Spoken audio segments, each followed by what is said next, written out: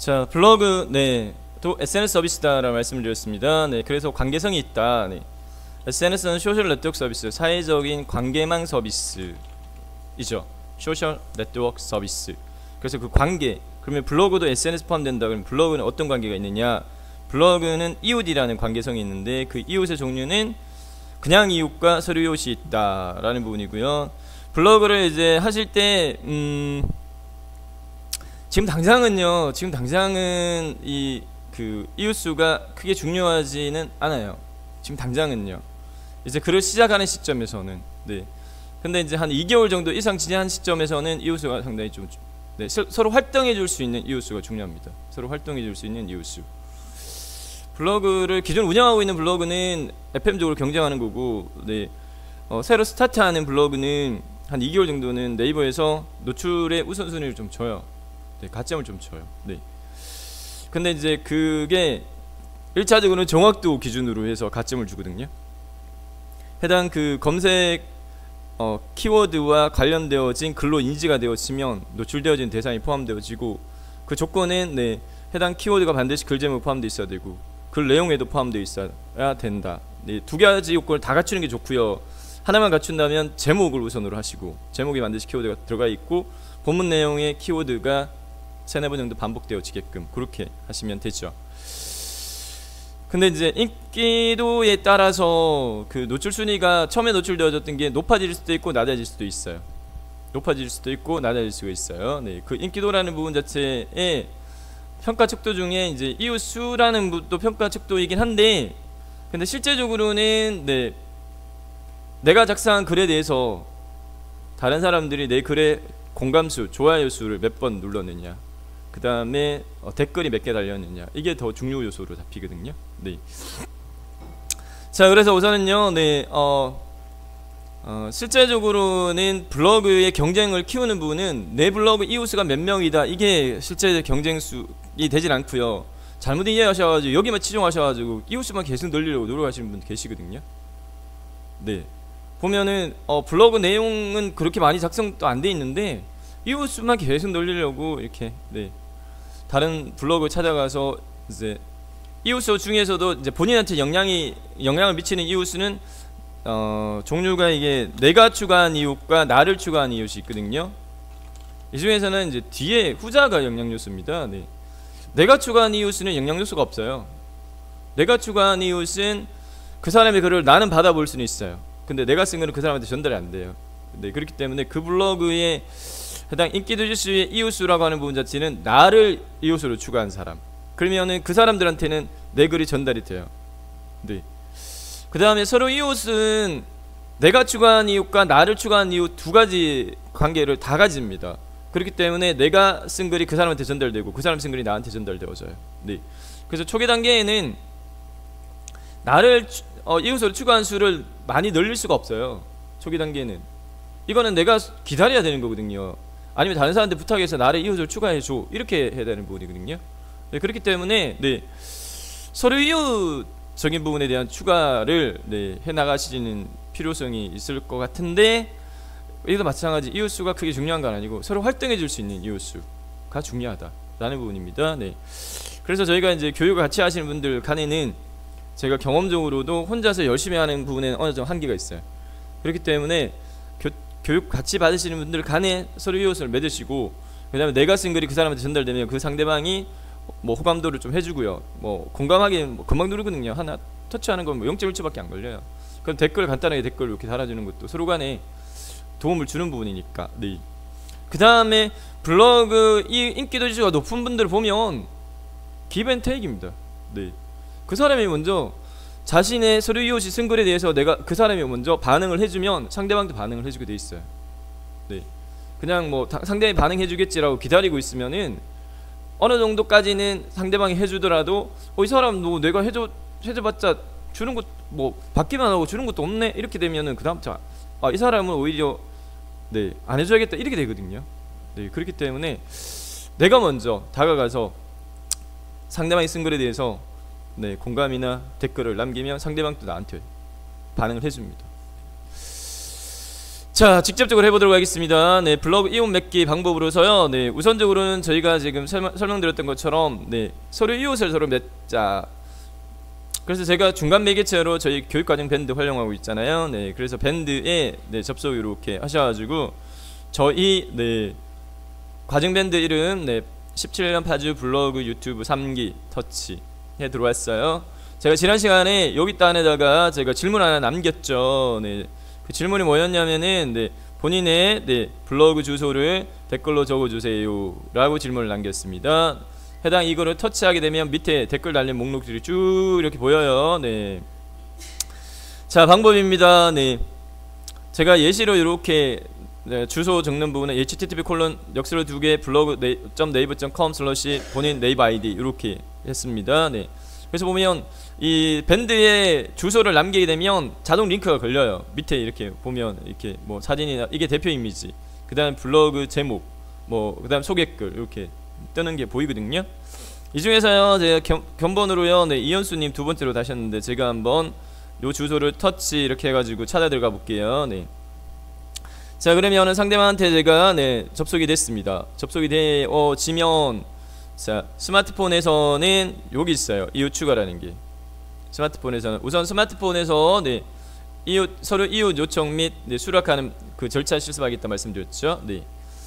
자, 이웃 추가를 터치를 해보면 이걸 딱 터치하게 되면 이렇게 창이 떠요. 네, 이웃 추가라고 하는 창이 뜨는데 이웃의 종류 제가 설명드렸죠. 이웃이 있고 서류 이웃이 있다 라고 말씀드렸습니다. 그래서 여기 보면 이웃을 기본값은 이웃으로 추가합니다.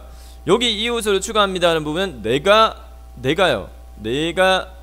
추가한 이웃이 되는 거죠. 내가 추가한 이웃은 자, 그냥 네, 이웃은 수직관계라 말씀드렸어요. 나를 기준으로 해서요. 내가 추가한 이웃은 나의 상위 이웃이 돼요.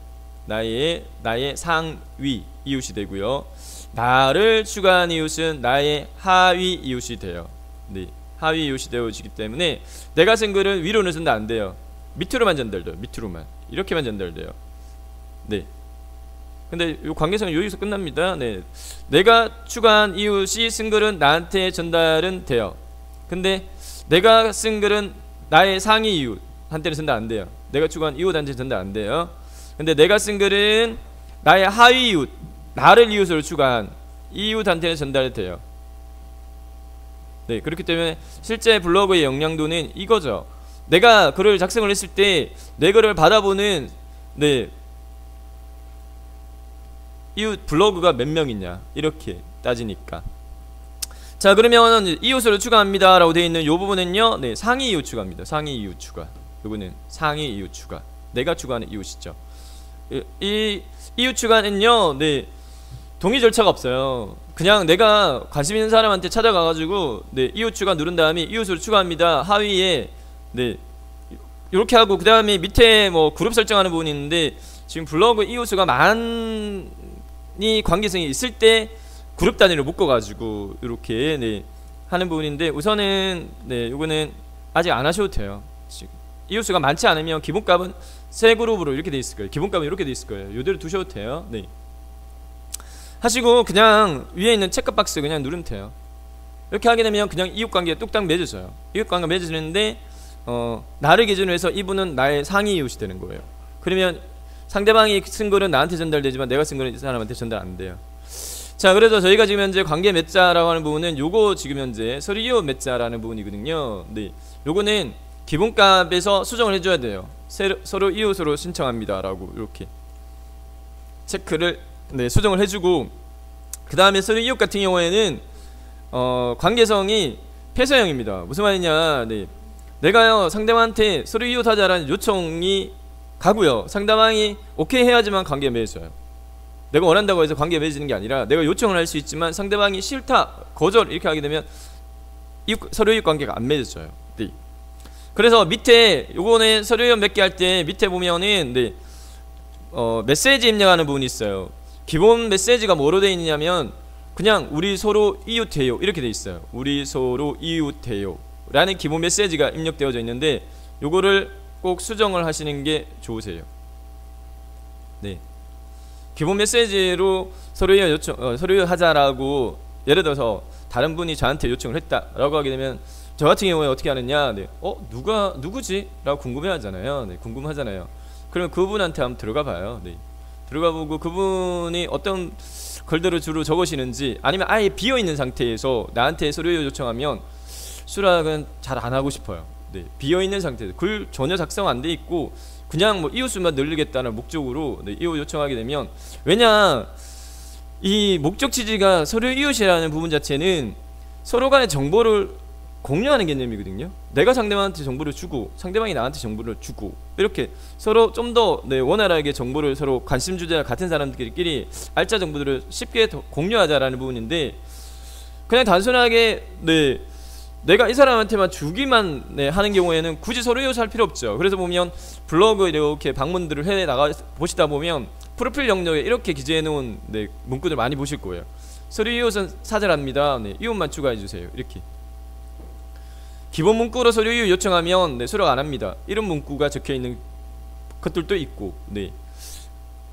앞으로 계속 경험하시다 보면 그렇게 있습니다. 네. 그래서 어떻게 하느냐, 서류 이웃에다가요, 네, 본인에 대한 소개를 조금 해주고요. 네, 그 다음에 해당 서류 이웃 하자라고 문구를 좀 수정하시는 게 좋으세요. 네. 그래서 일례로 저 같은 경우에는 네, 상대방이 저를 모르면 네, 뭐 일례로 뭐 블로그 강사입니다. 뭐 이런 식으로요. 네. 알 수 있는 문구로 이렇게 해가지고요. 네. 그 다음에 뭐 우리 서류 이웃이에요. 이렇게 하게 되면 상대방이 해당 이 문구를 보고 뭐 강의하시는 선생님이 나한테 서류 요청했네 이렇게 되는 거죠. 네. 그리고 저는 이웃수가 좀 많아가지고 네, 이웃 관리로 조금 이렇게 쪼개놨거든요. 그룹핑을 좀 만들어놨거든요. 그래서 해당 이렇게 했고, 그 다음에 오른쪽에 있는 체크, 이 체크를 딱 하면 상대방한테 이렇게 서류 이웃 추가 네, 완료 이렇게 뜨는데, 서류 이웃을 신청했다라고 뜹니다. 신청했다. 상대방한테 서류 이웃 요청이 간 거예요. 가면 상대방의 요청, 상대방이 제가 신청한 요청에 대해서 오케이라고 해줘야지 관계가 맺어져요. 이거는 한쪽만 요청해가지고 한쪽이 수락하면 둘 다 관계가 맺어져요. 상대방도 꼭 다시 요청해야 된다는 건 아닙니다. 상호 요청 관계 그 개념은 아니거든요. 네. 자, 그러면은 네, 네. 자, 요청은 이렇게 했는데, 요청은 이렇게 제가 했어요. 자, 그러면 요청을 받은 분들은 어떻게 네, 수락을 하느냐. 지금 보니까 저한테 지금 현재 요청하신 분들이 계세요. 요청이 오면 저는 지금 현재 블로그 앱이 설치가 되어 있고 로그인 상태입니다. 블로그 앱이 설치되어 있고 로그인 상태면 위에 보면은 여기 알림 부분에 블로그와 관련되어져서 알림이 여기 보면 이렇게 조그만하게 떠요. 네. 그래서 얘를 해당 제어 패널을 밑으로 살짝 쿵 이렇게 내리면 여기에 보면은 네, 네이버 블로그에 대해서 네, 선이슈님의 서류 이웃 신청이라고 있어요. 제가 이걸 터치 이렇게 할게요. 그러면은 네, 다른 분이 저한테 서류 이웃 요청했다. 그러면 여기 보기를 터치하게 되면은 네, 이렇게 서류 이웃 네, 요청한 부분에 대해서 지금 세 분이 저한테 지금 요청한 걸로 이렇게 떠요. 네. 그러면 제가요 여기 서류 이웃 신청한 블로그 목록에서 가서요. 네. 네. 수락을 하겠다. 수락 누르면 돼요. 요청에 대해서 수락하는 부분은 수락. 네. 그 다음에 뭐 이거 그룹 뭐 선택하는 부분이 있는데 우선은 안 많으시면 아직 안 하셔도 돼요. 네. 안 많으시면 아직 안 하셔도 돼요. 네. 이렇게 하시고 체크. 관계 맺어졌어요. 네. 그러면 반대로요. 네. 상대방이 그 서류 요청을 수락했다라고 또 알림이 갈 거예요. 네. 이렇게 일단 이거는 아직까지는 안 하셔도 돼요. 네. 그룹적인 부분은 많을 경우에 네. 블로그 이웃이 많을 때 나중에 블로그 이웃 관리적인 부분에서 네. 말씀을 드리겠습니다. 네.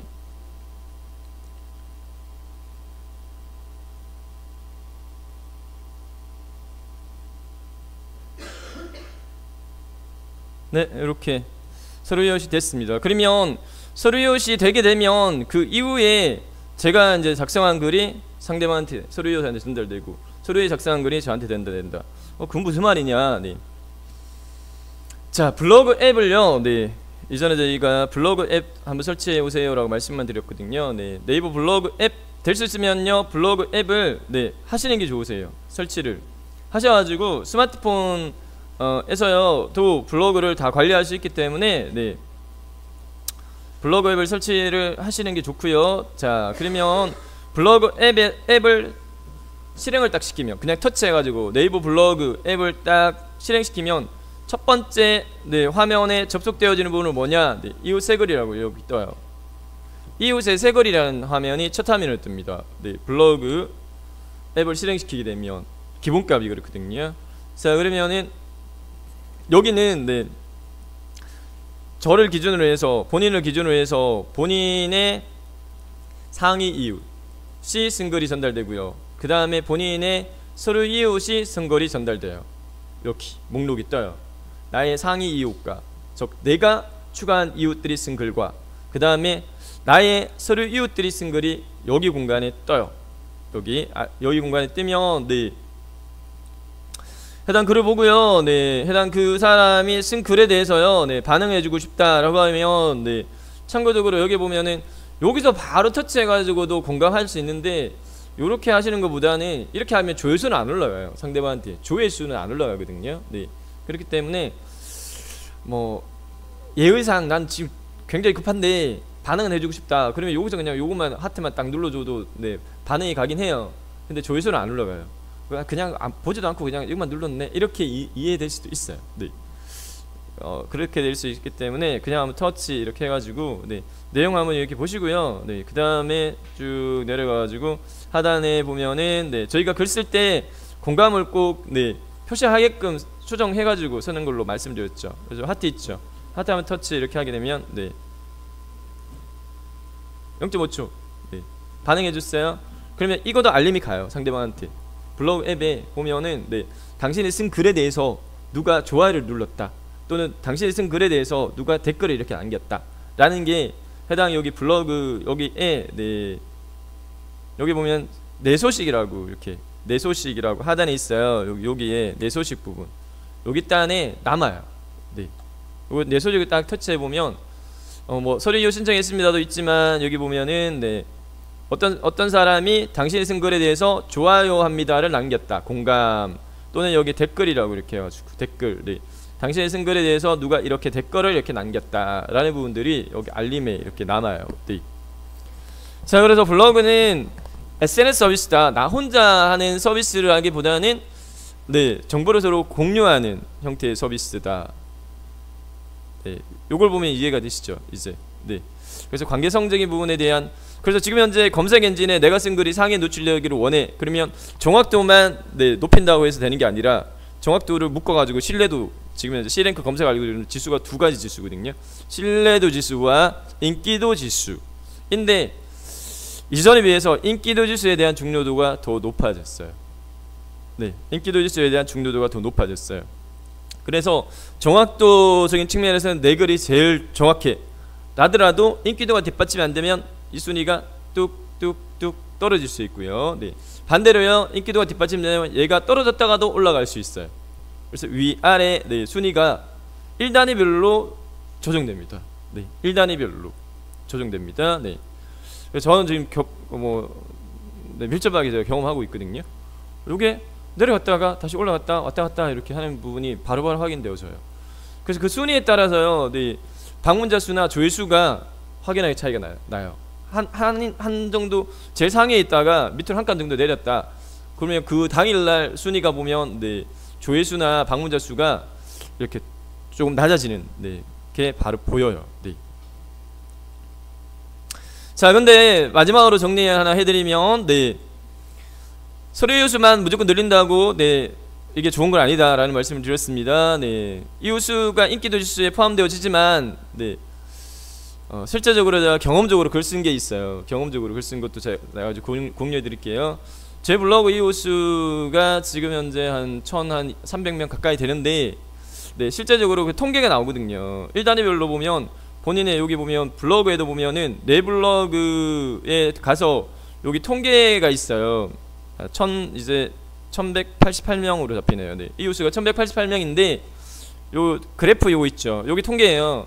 통계를 이렇게 확인해 보면 실제요, 여기 통계 내에 보면은 일별 조회수 쭉 있고 방문, 사용자, 그 다음 사용자 분석이라고 있어요. 여기 사용자 분석 탭을 선택을 해보면 1단위별로 본인의 블로그에 네 여기 사용자 분석 유입 분석 그냥 보이만 드릴게요. 이거는 네 보이만 드릴게요. 유입 분석에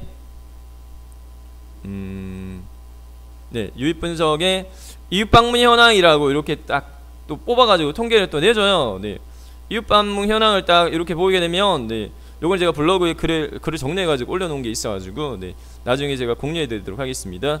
보면은 조회수가 네 예를 들어서 9월 17일 날 조회수가 네 9월 17일 날 조회수가 네 보시다시피 이 말입니다.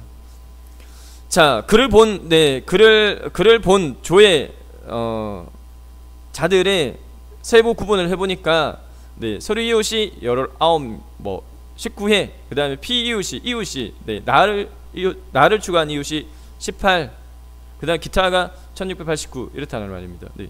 저는 지금 현재 이웃수가 아까 제가 전제로 한 1200명 정도 된다 1200명이 되어도 실제적으로 반응해주는 이웃수가 그렇게 많지 않다는 말입니다. 네.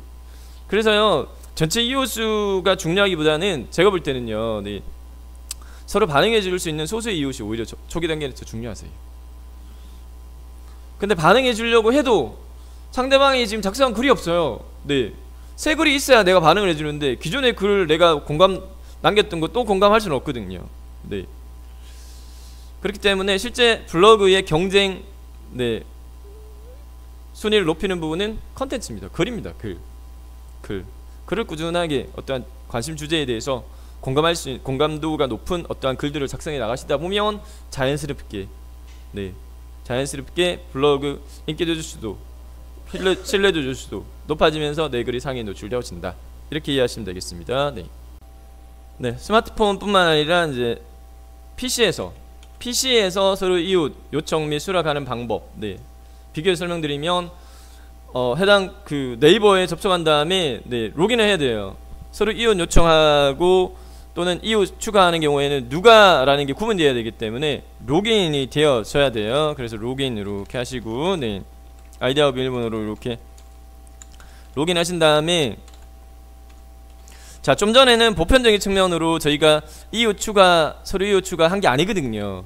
제가 중간단에 저희 밴드를 이용해가지고 주소를 이제 서로 간에 공유해가지고 그 주소를 찾아내려는 방법이었고, 보편적인 측면에서는 저희가 네이버에서 어떤 키워드로 검색을 하죠. 어떤 키워드로 검색을 해서 해당 그 키워드에 검색되어진 블로그 영역의 글 중에 이분이 글 쓰는 게 나는 마음에 들어. 그러면 나중에 추가적인 부분에 대해서도 내가 어떤 소식을 받고 싶어. 그런 경우에 이혼 요청하죠.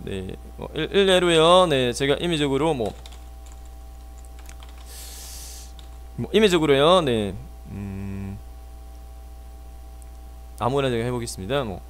홈페이지 블로그라고 뚝딱 이렇게 검색해봤어요. 그 다음에 블로그 영역에 찾아보니까 이와 관련되어진 글들이 쭉 떴어요. 쭉 떴는데 예를 들어서 홈페이지용 블로그 만들기 방법 클릭 이렇게 해서 들어갔어요.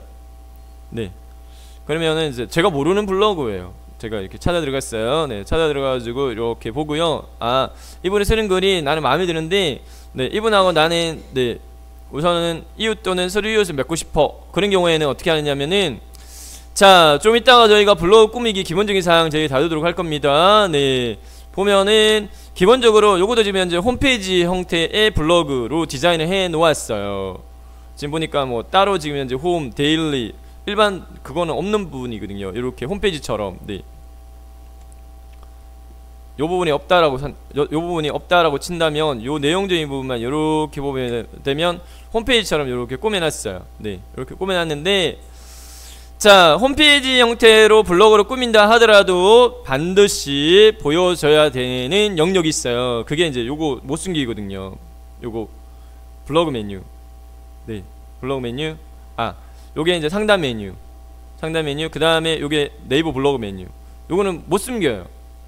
요거를 숨길 수가 없어요. 화면상에. 요거도 혹시 숨겨져 있는 것들도 간혹 있어요. 안 보이게. 그런 경우에 눈속임입니다. 눈속임. 무슨 말이냐? 배경이 흰색이죠.